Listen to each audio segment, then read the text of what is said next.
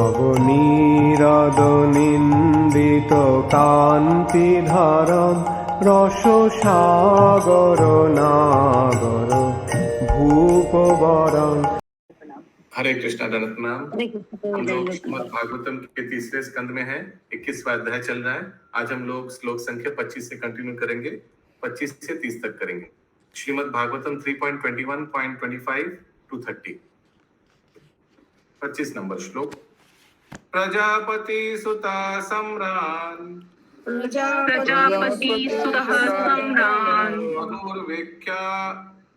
विख्यात मंगल ब्रह्मवर्तम यो अधिवासान् अष्टि सप्तार्णवं महिम्।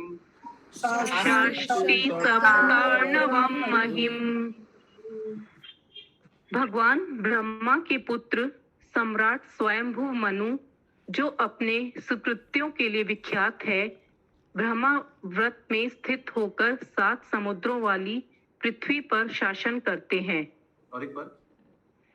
भगवान ब्रह्मा के पुत्र सम्राट स्वयंभू मनु, जो अपने सुकृत्यों के लिए विख्यात है, ब्रह्मा व्रत में स्थित होकर 7 समुद्रों वाली पृथ्वी पर शासन करते हैं। ओके, तो भगवान बता रहे कर्दम मुनि को, ठीक है। पिछले श्लोक में बताया भगवान ने कि डरो मत।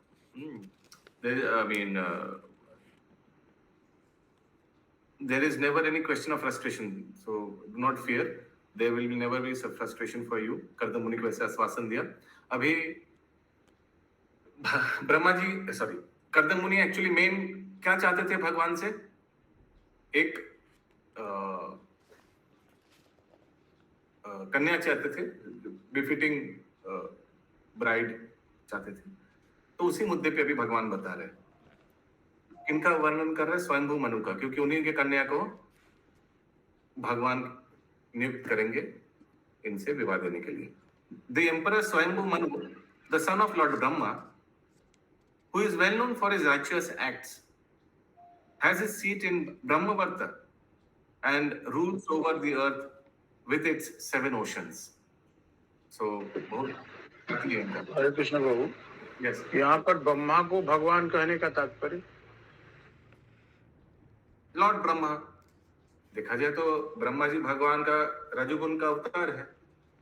तो स्वयं ख्याति दिखाने के लिए कि आपका साथ जिनका विवाह होगा, उनका पिताजी स्वयंभू मनु 7 समुंदर, लिखा है ना, ब्रह्मवर्त में राजत्व करता है, और उनका पिताजी साक्षात भगवान ब्रह्मा है।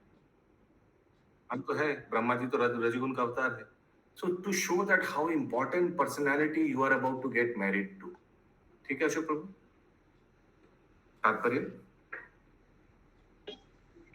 कभी कभी ऐसा कहा जाता है कि ब्रह्मा व्रत कुरुक्षेत्र का एक अंग है, या कि कुरुक्षेत्र स्वयं ब्रह्मा व्रत में स्थित है, क्योंकि देवताओं को कुरुक्षेत्र में देवी कर्मकांड संपन्न करने की संस्तुति की जाती है। कुछ अन्य लोगों का मत है कि ब्रह्मा व्रत ब्रह्मलोक का एक स्थान है जहां स्वयंभू शासन करते थे। इस पृथ्वी पर ऐसे अनेक स्थान हैं जो उच्च लोक में भी जाने जाते हैं।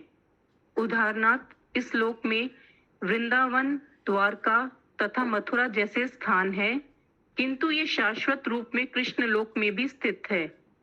पृथ्वी पर ऐसे ही अनेक नाम है और संभव है, जैसा यहाँ कहा गया है, वराह युग में स्वयंभू मनु ने इस लोक पर भी शासन किया हो। मंगल शब्द भी महत्वपूर्ण है। मंगल का अर्थ है वह जो सभी प्रकार से धार्मिक अनुष्ठानों, शासन शक्ति, स्वच्छता तथा अन्य गुणों के ऐश्वर्य से संपन्न हो। विख्यात का अर्थ है सुप्रसिद्ध। स्वयंभू मनु इन सभी के ऐश्वर्य से, सद्गुणों तथा वैभवों के लिए सुप्रसिद्ध थे। हरे कृष्ण। देखिए सेकंड लाइन में लिखा है ना, मनुर विख्यात मंगल। तो ऐसे उनका तारीफ कर रहे भगवान। किनका? स्वयंभू मनु को। अगला श्लोक। सचेह विप्र राजर्षि महिष्य सतरूपया आयस्याति दिदिक्षुषं परश्वो धर्म कोविदा।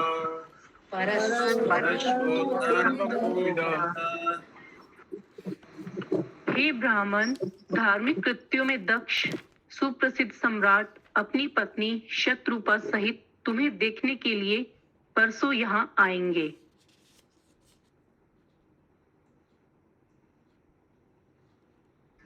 That celebrated emperor, who is expert in religious activities, will come here with his queen Satarupa, wishing to see you. Atmajama asita pangrim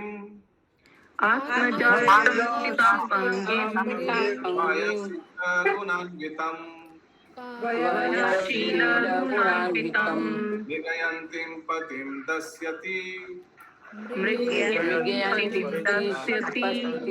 अनुरूपायते प्रभो।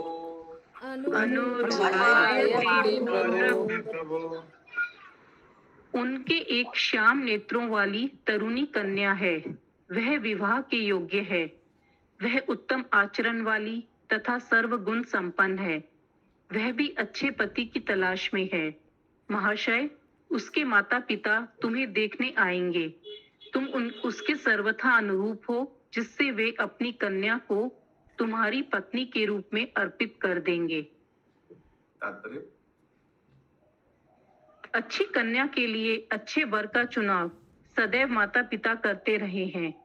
यहाँ यह स्पष्ट उल्लेख है कि मनु तथा उनकी पत्नी अपनी कन्या को प्रदान करने के लिए कर्दम मुनि को देखने जा रहे थे, क्योंकि उनकी कन्या योग्य थी और वे समान गुण वाले वर की तलाश में थे।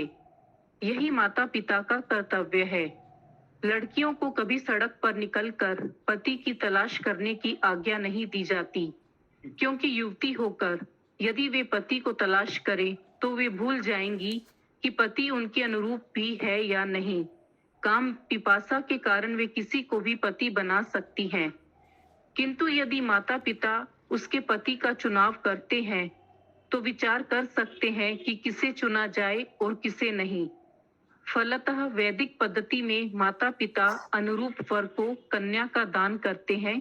उसे स्वतंत्र रूप से वर चुनने की आज्ञा नहीं दी जाती। हरे कृष्णा। कोई प्रश्न है? अगला श्लोक। यस, खुशबू माता जी। हरे कृष्णा प्रभु जी, धन्यवाद, प्रणाम।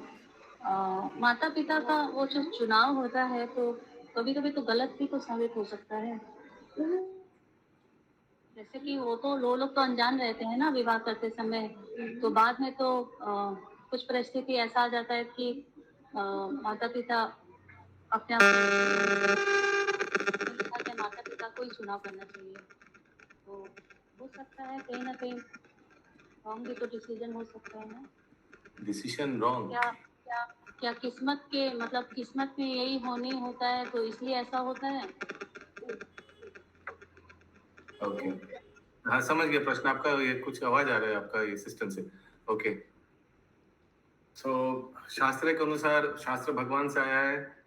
भगवान के अनुसार माता पिता को ही चुनना चाहिए उपयुक्त कन्या या उपयुक्त हस्बैंड। और क्योंकि यह जो शास्त्र के अनुसार चलेगा, दैट मीन्स वो भगवान का आदेश पालन करे, दैट मीन्स वो भक्त हैं। सो भक्त का एनालिसिस कभी गलत नहीं हो सकता। भक्त का एनालिसिस कभी गलत नहीं हो सकता। और बस यही पॉइंट है। एंड डॉटर वो तो इमेच्योर्ड है बिकॉज उम्र उतना नहीं है, वेरएज माता पिता उनका 20-30-40 साल उन्होंने ज्यादा जीवन देखा है, उनका एक्सपीरियंस ज्यादा है about material world. So they are in a better position to take decision for the daughter. ये वैदिक संस्कृति तो यही बताते हैं। और कोई कुछ ऐड करना चाहेंगे? तो माता पिता अपने बच्चे को अच्छा ही चीज देना चाहेंगे। जब से जन्म लिए सब कुछ अच्छा ही देंगे, फ्रूट्स से वस्त्र से तो पति भी अच्छा ही देना। हो सकता है गलत होगा, वो गलत ठीक, वो तो कन्या भी चुनकर करेगा, वो भी गलत हो सकता है, वो that is the totally a different aspect all together. और बाय द वे कुछ गलत तो नहीं होता है बिकॉज भाग्य के अनुसार भी मिलता है प्रभु, भाग्य के अनुसार ही मिलता है। जो मिलता है भाग्य के अनुसार ही मिलता है। और वो व्यक्ति जो मिलता है वो दुख के कारण हो या सुख के कारण हो, लेकिन कारण यही है कि भक्ति में भगवान व्यक्ति को प्रगति करने के लिए अवसर दे रहे हैं। This is just an opportunity. Even अगर दुख आए, वो दुर्भाग्य हो, सौभाग्य हो, जो भी भाग्य हो, इधर प्यूरिफाई और टू प्लीज मदन मोहन प्रभु म्यूट कीजिए प्लीज।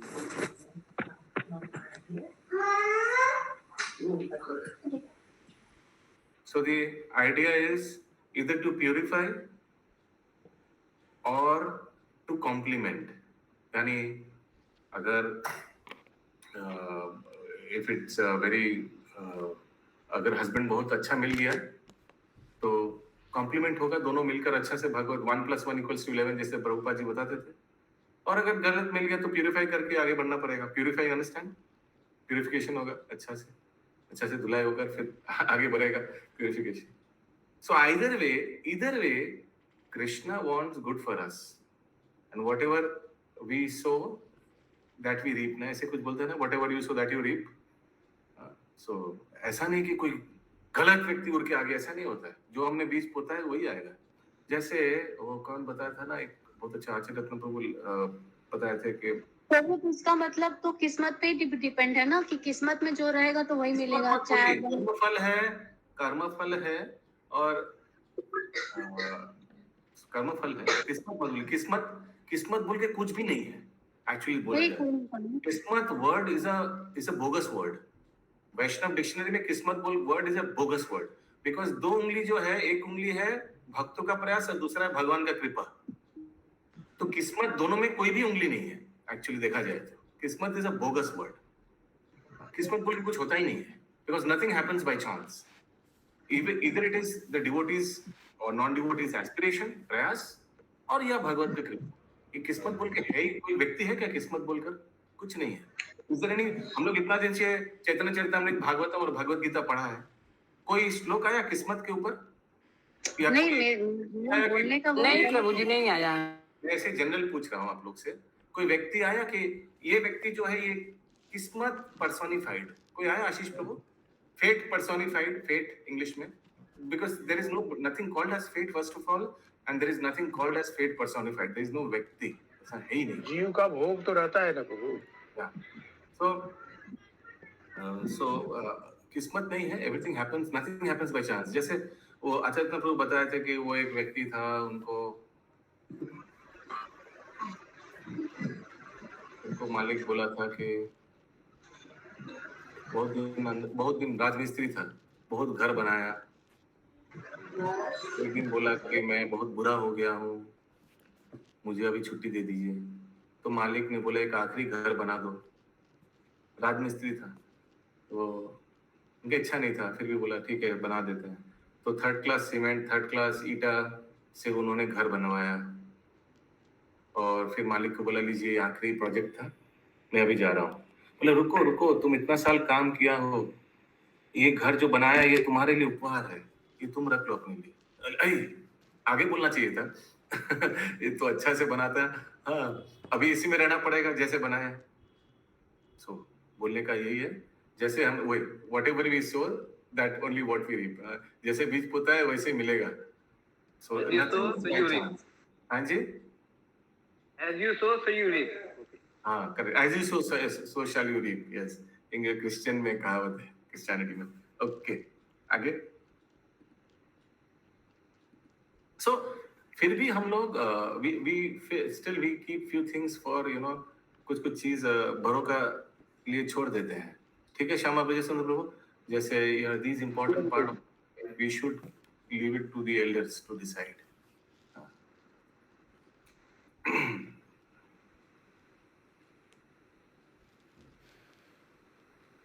अगला श्लोक 28 नंबर। समाहितं ते हृदयं समाहितं ते हृदयम् यत्प्रेमान् परिवत्सरान् यत्ते मां परिवर्तनान् स त्वं ब्रह्मन् निपावधु सत्वं ब्रह्मन् काममासु भजिष्वति।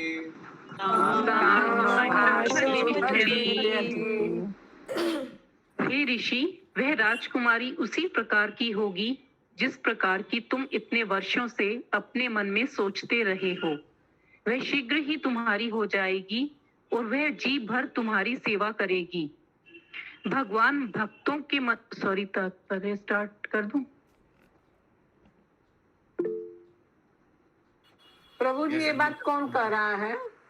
ये भगवान बता रहे कर्दम मुनि को। ये संगिनी श्याम माता जी, इस श्लोका से लग रहा कि मतलब जैसा हम लोग इच्छा करेंगे वैसा मिल सकता है, मतलब उसके लिए मतलब मनोरथ करे या नहीं, कोई इच्छा। एकदम नहीं। Whatever you desire, you don't get that. तो हमने रखते हुए प्रभु भगवान से प्रे कर ये अलग केस है। ये भगवान भेज रहे हैं भगवान का प्रोजेक्ट के लिए।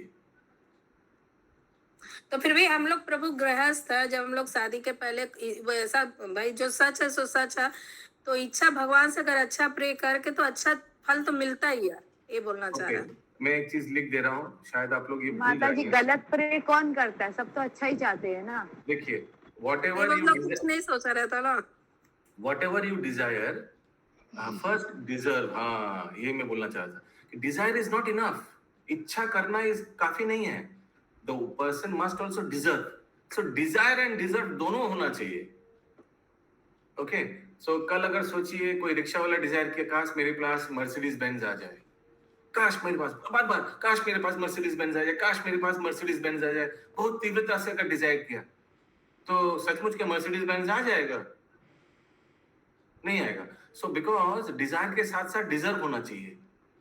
हिंदी में क्या बोलता है? डिजायर, इच्छा के साथ साथ योग्यता योग्यता होना चाहिए। रिक्शा वाले को योग्यता नहीं होता हो सकता है प्रभु जी मर्सिडीज कार रखने का? क्या रिक्शा वाले नहीं, कार रखना हर किसी का पॉसिबल नहीं है। इच्छा तो हो ही सकता है, इच्छा तो हो ही सकता है, लेकिन ये ऑल्सो बाई चांस किसी को लॉटरी लग जाता है तो वो लोग खरीद ही लेता है प्रभु। लॉटरी ले लेते हैं, लेकिन फिर प्रभु उसको कहीं बेच देते हैं, क्योंकि वे लोग कार को रखना रिक्शा वाला बहुत मर्सिडीज प्रॉब्लम को है। लेकर क्या करेगा, ये टॉपिक में मत जाइए अभी। हरे कृष्ण। ओके, आगे।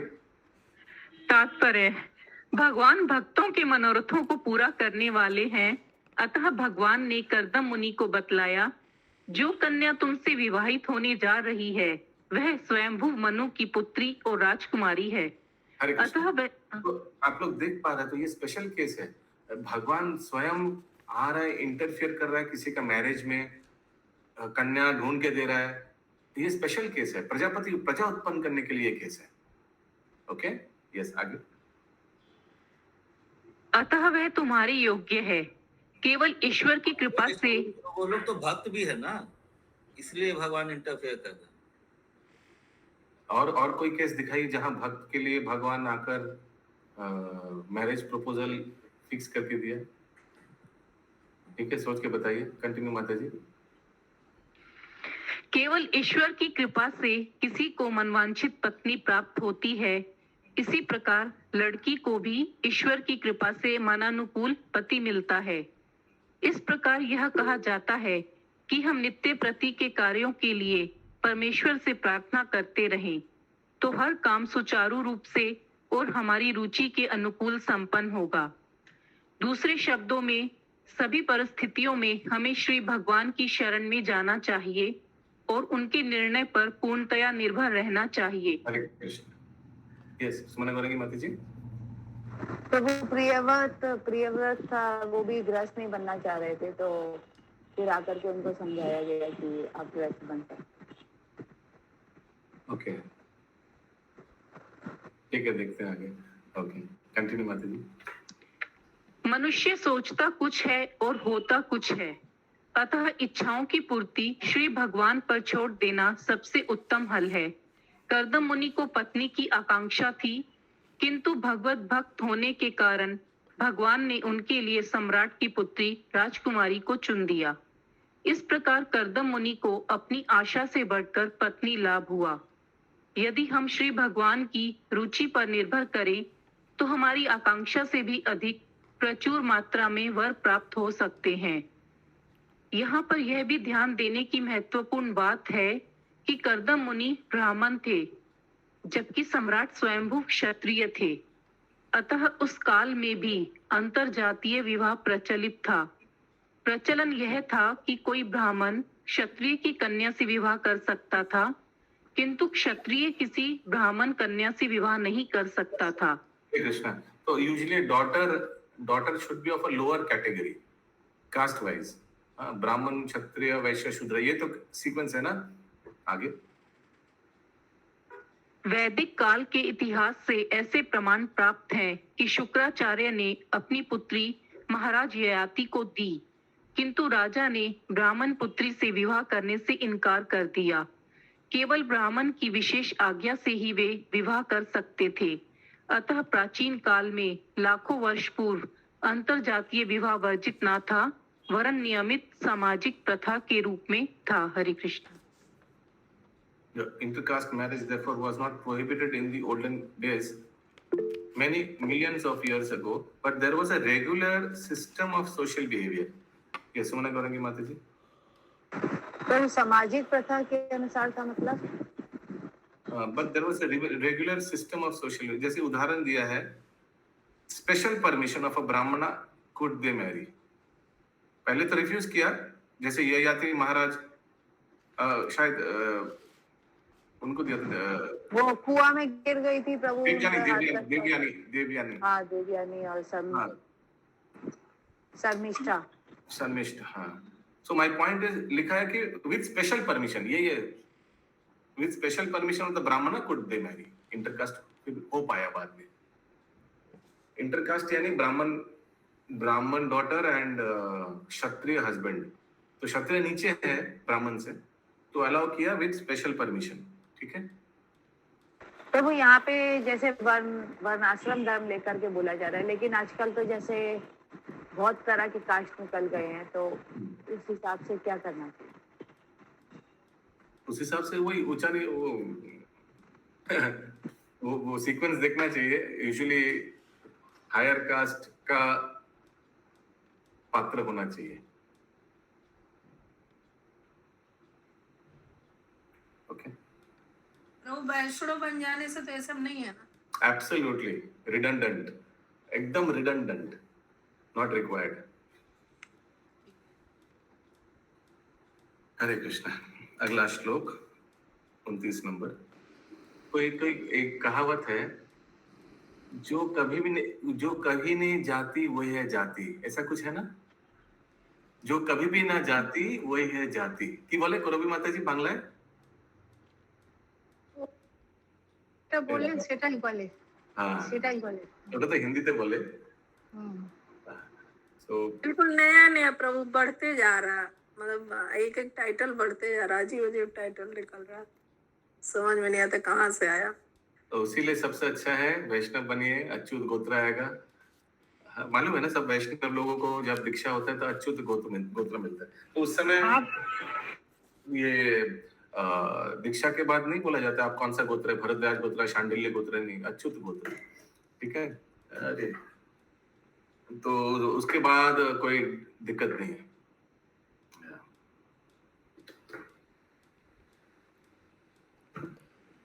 फिर कौन सा श्लोक? 30 नंबर 29। यतात्मावृतं वीर्यं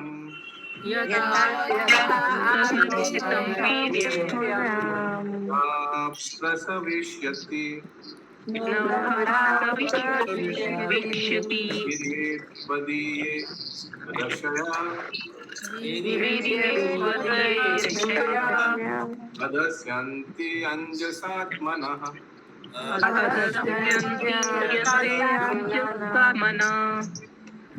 वह तुम्हारा वीर्य धारण करके 9 पुत्रियां उत्पन्न करेगी और यथा समय इन कन्याओं से ऋषि संतानें उत्पन्न करेंगे।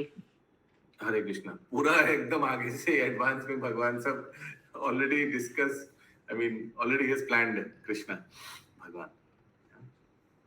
वही मैं बता था ना, स्पेशल प्रोजेक्ट के लिए है, उसीलिए भगवान इंटरफियर कर रहा है। प्रोजेक्ट क्या है? प्रोजेक्ट का नाम है प्रोजेक्ट प्रोजेनी। प्रोजेनी मालूम है ना? हिंदी में क्या बोलते हैं इसको? सृष्टि करना। सृष्टि करना। यस पंकज प्रभु। हरे कृष्णा प्रभु जी, जैसे बोले ना वो अच्युत गोत्र हो जाता सब, तो वैष्णव में एक अच्युत गोत्र रहेगा, तो सेम गोत्र में तो मैरिज का मतलब रिकमेंडेशन नहीं रहता है। उसीलिए तो Achyut gotra is all Vaishnavas and Vaishnavis are Achyut gotra. Then ये सब नहीं आता फिर, ये सेम गोत्र वहाँ पे अच्युत गोत्र में जो आ गया, जो वैष्णव दीक्षा में आ गया, all are अच्युत गोत्र only. So then there is no question of ऊंचा नीचा कुल, ये सब कुछ, then there is no question. तो within Achyuta goes there will no marriages. There will be marriage. That's what I'm saying. Because there is only one gotra, Achyut gotra. Okay? So usually for material life, same gotra mein actually not recommended. But once a person becomes a Vaishnava, then all are in one gotra only, Achyut gotra, Vaishnava ya Vaishnavi. Then that criteria is not there. 30 number shloka. त्वं च सम्यग् अनुष्ठाय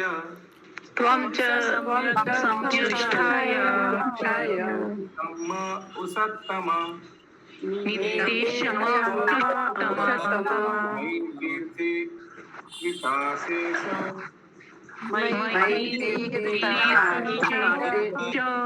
क्रियार्थो मम प्रपत्तये ससे।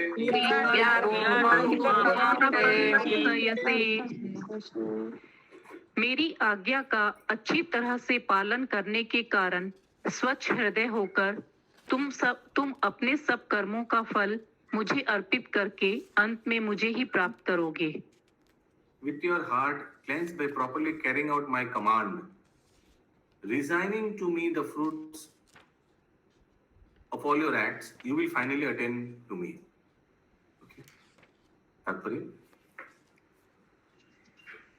तीर्थी कृताशेष क्रियार्थ शब्द महत्वपूर्ण है। तीर्थ का अर्थ है वह पवित्र स्थान जहां दान दिया जाता है। लोग तीर्थ स्थल में जाते थे और दिल खोलकर दान देते थे। यह प्रथा अभी भी चालू है। अतः भगवान ने कहा, अपने कर्मों तथा उनके फलों को पवित्र बनाने के लिए तुम प्रत्येक वस्तु मुझे अर्पित करोगे। इसकी पुष्टि भगवत गीता में भी की गई है। तुम जो भी करो, जो भी खाओ, जो भी यज्ञ करो, उसका फल केवल मुझे अर्पित होना चाहिए। हरे कृष्णा। श्लोक कौन बताएगा? गूगल हाथ उठाइए, कोई मत बोलिएगा अनम्यूट करके। इनको मालूम है, देखना है हमको। मिताली माता जी, शशि माता जी, गायत्री राधिका माता जी, इंद्रावती माता जी, महामंजरी माता जी। सॉरी, कितना सिंपल श्लोक है, फिर से बोलिए अनुवाद। अभी जो सेंटेंस पढ़ा आपने, तुम जो भी करो, जो भी खाओ, जो भी यज्ञ करो, उसका फल केवल मुझे अर्पित होना चाहिए। हाँ, ज्यादा हाथ उठ रहे। कौन सा श्लोक है ये? सरोज कृष्ण माता जी, अनम्यूट करके बोलिए। 9/27 में है प्रभु जी। नहीं, रॉन्ग। 9:27 तो श्लोक आपने सही बोला। 9:27 याद नहीं है? माया 3 गुण। अच्छा। हाँ, तो बोलिए श्लोक क्या है, बोलिए। यत् करोसि यद् नासि यत् जुहोसि ददासि यत् त्यासि कौन्तेय तत्कुरुष्व मदर्पणम्। तत्कुरुष्व मदर्पणम्। कौन सा श्लोक नंबर है, किसी को मालूम है? मिताली माता जी, श्लोक नंबर क्या है? नंबर है प्रभु जी, यही नंबर है 9.27। 9:27? यस 9.27 प्रभु जी। हाँ प्रभु जी 9.27। वो 27 क्या था? हम लोग 3 into 3 into 3 किया था। 3.27। हरे कृष्णा। 3.27 था। या करेक्ट, थैंक यू माता जी। ओके, आगे। अन्यत्र भगवत गीता में भगवान ने कहा है, समस्त यज्ञों तपों तथा मनुष्य या समाज के लिए जो कुछ भी किया जाता है उन सब का भोक्ता मैं ही हूँ। कौन सा श्लोक? भोक्ताराम हाँ बोलिए खुशबू माता जी, बोलिए। भोक्ताराम यज्ञ, भोक्ताराम ये नहीं याद आ ठीक बोल रहे हैं, रहा। हाँ। उपहर से अटक रहा है प्रभु। यस, मिताली माता जी। भोक्तारम यज्ञ तपसाम। पूरा बोलिए। ऐसा तो आपने का बुद्धि सर्वलोक महेश्वरम सर्वलोक महेश्वरम सर्वभूत सर्वभूतानि सुहृदय सर्वभूतानां ज्ञात्वा मां शांतिं पृच्छति। श्लोक नंबर 5.20 यस, शशि माता जी श्लोक संख्या 5.29 हाँ, भोक्ता भोग तो 29 याद है। हरे कृष्ण 29। प्रभु श्लोका रिसाइट नहीं करवा रहे प्रभु। कौन हो? हम उसके लिए आप लोग ग्रुप बनेंगे। तो यूं बोला गया कि राजकुमार कृष्णदास प्रभु सब सिखाएंगे तो लाइन में लग जाइए, तो मैंने लग गए। आप लोग ठीक है, अच्छा इसीलिए हुआ मैं भी ये लाइन में लग गई, इसीलिए तो मैं लगी कि मैं भी लाइन में लगी है।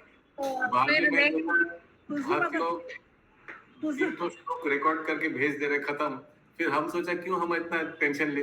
दूसरी बात है, मैं यही सजेस्ट करूंगा कि मैं आगे भी बताया हूँ, आप लोग अपने आप एक स्टडी सर्कल बनाइए, ये बहुत हेल्प होगा बाद में। हम लोग के समय तो हम लोग ऐसे मिल जाते थे 4-5 भक्त, उस समय तो ये सब नहीं था ऑनलाइन। अभी तो बहुत फैसिलिटी है। जैसे 4-5 भक्त लोग मिलकर एक स्टडी सर्कल बनाइए, उसमें एक दूसरे से पूछिए श्लोका, एक समय ठीक कर लीजिए, हर एक दिन आधा घंटा इस समय में हम लोग मीट करेंगे, बहुत हेल्प होगा इससे। Homework, class work, shloka memorisation, इस सब को हेल्प होगा। प्लस इंद्रावती माता जी तो करा रहे हैं श्लोक रिसाइटेशन और मेमोराइजेशन आप लोगों को, तो एक चीज 2-3 लोगों को कराने का क्या दरकार है। उसमें क्या होगा, सबका एक अलग तरीका रहता है, मेरा भी एक अलग तरीका है, दूसरे का अलग तरीका है, वो खिचड़ी हो जाएगा। ठीक है। यस, श्यामा ब्रज सुंदर प्रभु की जय। तो आपका तरीका सबसे सर्वश्रेष्ठ है, इसलिए आपसे रिक्वेस्ट आपको लगता है, सबको नहीं भी लग सकता है। नहीं, सब कोई बोल रहा है, सबके तरफ से हम बोल रहे हैं। ठीक है, आप मार्केट से नहीं करके आप अपना ओपिनियन दे रहे हैं। आगे अगला श्लोक 30 नंबर। नहीं प्रभु, ये तात्पर्य स्टार्ट हो चुका है, तात्पर्य मिड में है। आगे उक्त समस्त कार्य चाहे परिवार के कल्याण के लिए हो या समाज, देश अथवा मानवता के लिए, उन्हें कृष्ण भावनामृत के लिए संपन्न किया जाना चाहिए। यही भगवान का कर्दम मुनि को उपदेश है। महाराज युधिष्ठिर ने नारद मुनि का सत्कार करते हुए कहा, आप जहाँ भी उपस्थित रहते हैं वह स्थान पवित्र हो जाता है, क्योंकि आपके हृदय में स्वयं भगवान सदैव स्थित रहते हैं। इसी प्रकार यदि हम भगवान तथा उनके प्रतिनिधि के आदेशों पर कृष्ण भावनामृत के लिए कर्म करते हैं तो प्रत्येक वस्तु पवित्र हो जाती है।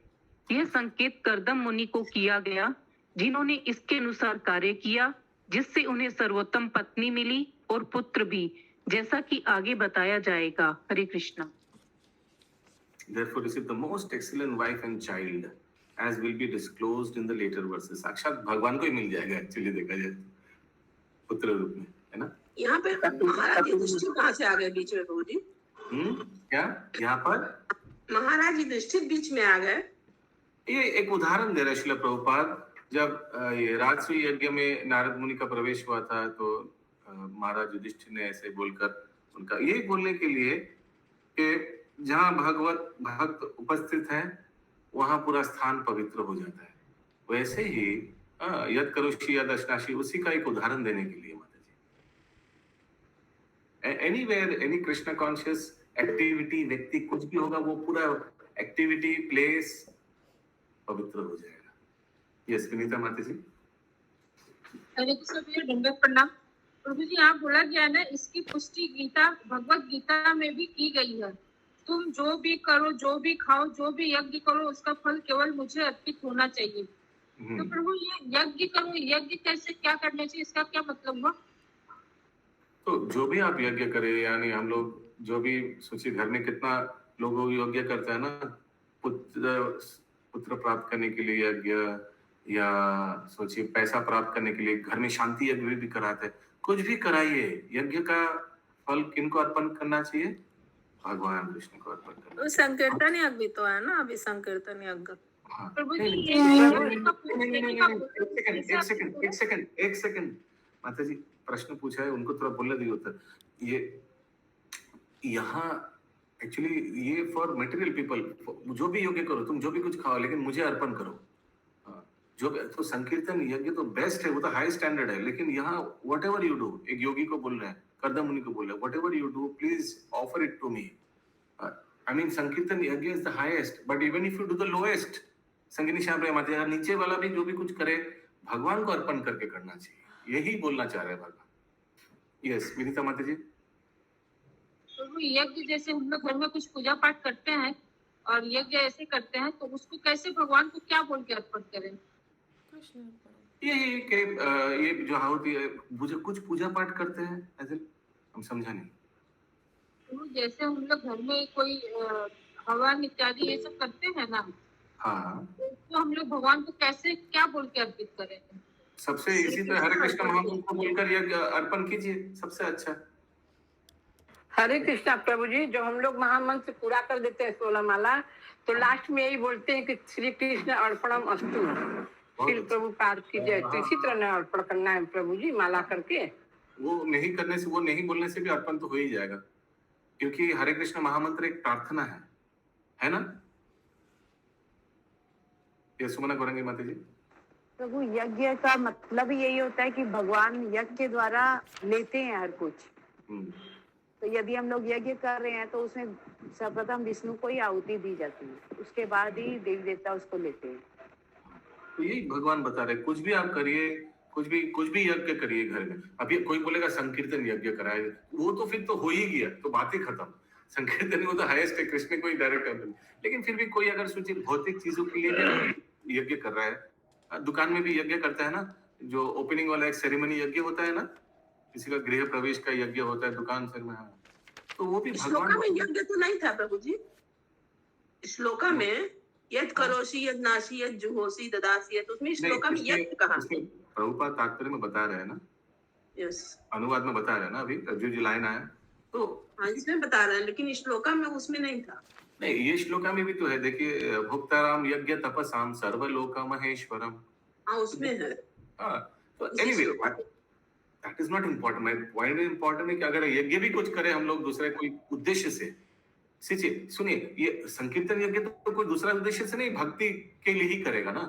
तो वो विष्णु की आहुति के बिना यज्ञ ही पूरा नहीं होता। एब्सोल्युटली। कोई भी पूजा पाठ या यज्ञ कोई भी हो, संकल्प तो पहले विष्णु के नाम से ही किया जाता है ना, तो वहीं पर संकल्प हो गया। बस हो गया, 30 तक ही था ना, 25 से 30 तक। प्रभु जी कर्दम मुनि के पुत्र कपिल मुनि थे। कपिल देव, अच्छा, भगवान कपिल देव। ओके, हाँ 30 तक ही था, सॉरी, हो गया। ग्रंथराज श्रीमद् भागवतम की जय। जय।